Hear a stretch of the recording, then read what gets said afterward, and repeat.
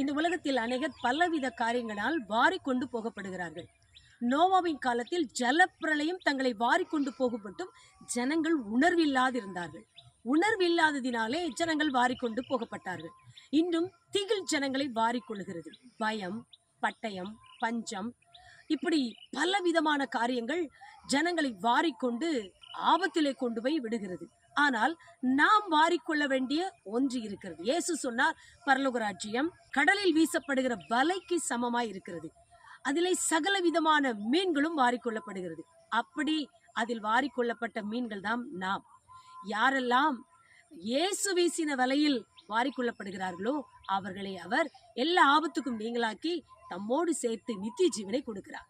வேடன் கண்ணிக்கு தப்பின குருவியை போல எங்கள் ஆத்துமா தப்பிச்சு அப்படின்னு சொல்லி பைபிள்ல வாசிக்கிறோம். ஆகையினால இந்த உலகத்துல ஒருவேளை வேடன் போன்று சாத்தானோ மனுஷனோ